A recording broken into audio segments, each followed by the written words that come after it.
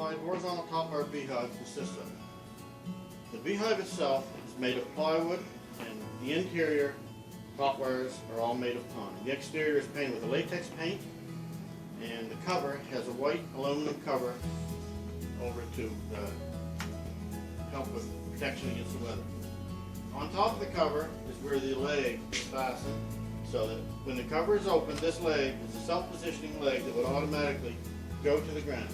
The weight of the cover is less than 8 pounds, so it's very easy for a single person to operate this hive by themselves, and anyone can do it, regardless of age. Now inside of the hive, we're going to show you how this hive consists. When you begin the hive, we start with 4 top bars, and they are controlled by the follower board that allows the hive to progress as you want it to, so that the bee doesn't just go anywhere and build a honeycomb. It will be controlled by this follower board. On the bottom of each of these top bars, you'll find a comb guide, and this is what the bee builds the honeycomb onto.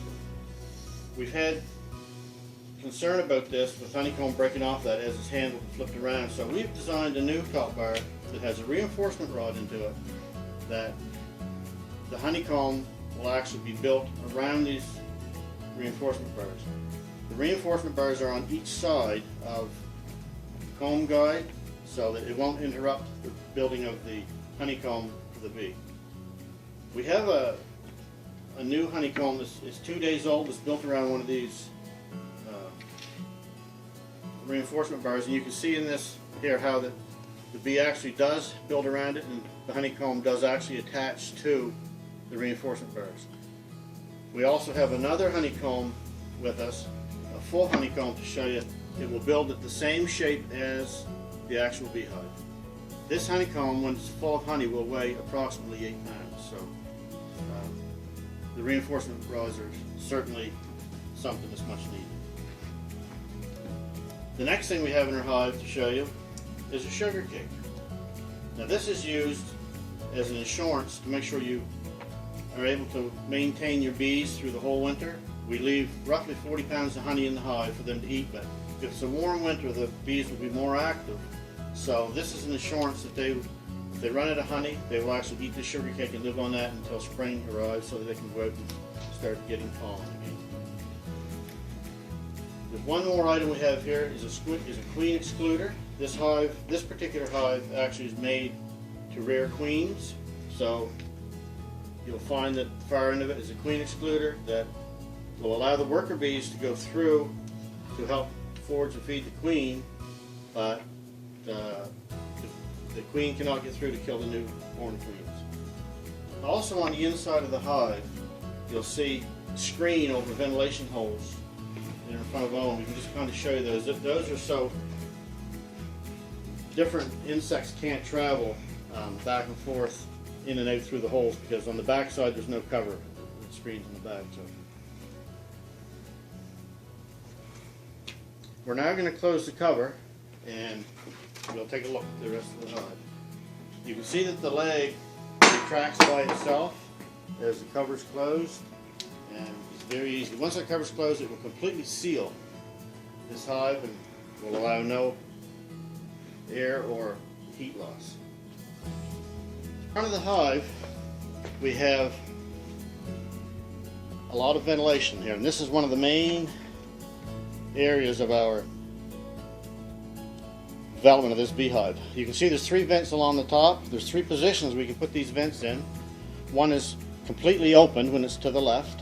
That allows the bee to travel in and out during pollination season. There will be so many bees coming that they can't get out fast enough, so they'll actually go in on the lower part and come out through this.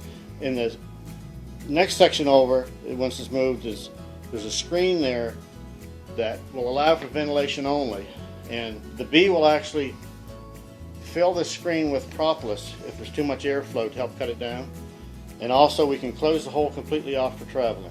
If we're moving the hive from one place to another, that will seal the hole so we don't lose our bees. Right below that, you'll see the landing board, this is where the bees go in. There's 4 holes there. During a robber event, this can be closed, so there's only 1 hole, and that way the guard bees can control the bees that are traveling in and out of the hive, just to make sure that the hive doesn't get robbed. Also, inside of the last hole, there's a 1/2-inch screen in there that allows the bees to travel through, but ground moles and whatnot can't get in the wintertime to steal honey from the hive. They'd like to get in their nest, but they can't. On the other end of the hive is where the queen rearing department is, I guess, of the hive, and that has 2 holes. Can also be reduced to 1 hole, or it can be completely closed off to no holes. And that would be in case of wanting, if you wanted to use the hive just as a regular hive, you could just seal that right off, take the queen excluder out, and then you'd have a full hive without queen rearing capabilities. Underneath of that is, you'll see some ventilation slots. This is part of our patent or discovery, is the ventilation of this hive, and that's where the airflow goes in. We've designed it in such a way so that the bee can actually seal that off if we're getting too much airflow with propolis, and that does happen. Believe it or not, it actually happens. The bee will go down there and they control their own environment. They control how much airflow they got. They'll control the heat by doing that. The legs on these beehives are very easily removed. There's 4 bolts that you take out. A matter of 30 seconds you can have the legs off it. They just unscrew, they're attached on the inside, and they just fold up and lay on the top, and it's easy for transporting the hive. Also, the hives are very stackable for transportation reasons. Now we're going to turn this hive, see the back side of it.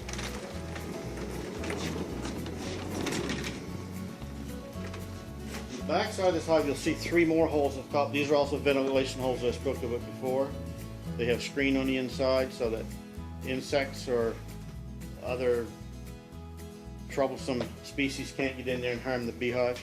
Also, there's an inspection window that during the winter months, if you want to see how your hive is making out, if you want to see if there's condensation or whatnot, this can be opened up and you can actually look inside to see just what's going on.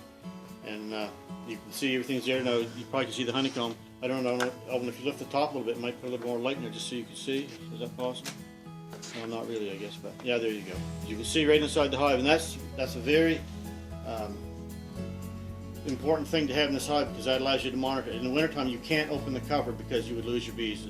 Too much cold air would go in, and the bees would actually freeze. So that I want to state, though, that this window is not a new invention of ours. This is something that's been around for a long time, but it's public domain, and everyone uses it in the top of our beehive. So.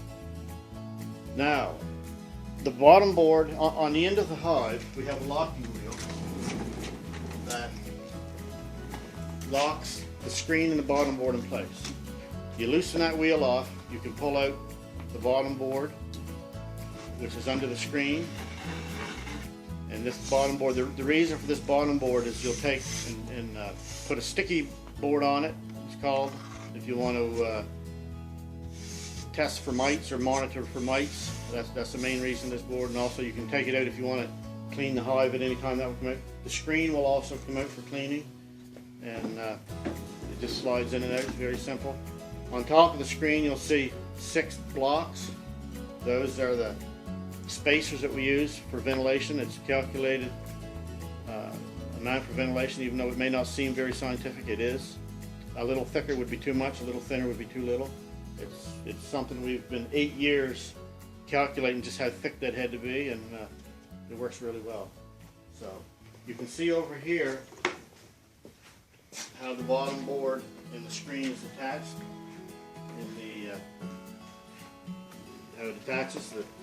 There's a centerpiece on the bottom that has a wedge on it, that when the top part of it, the screen will set on top of that, and then when you shove your bottom board in, the end of the bottom board is sloped the same slope as what that wedge has on the bottom, and it will draw it tight, because it's very important that this be kept tight over the winter.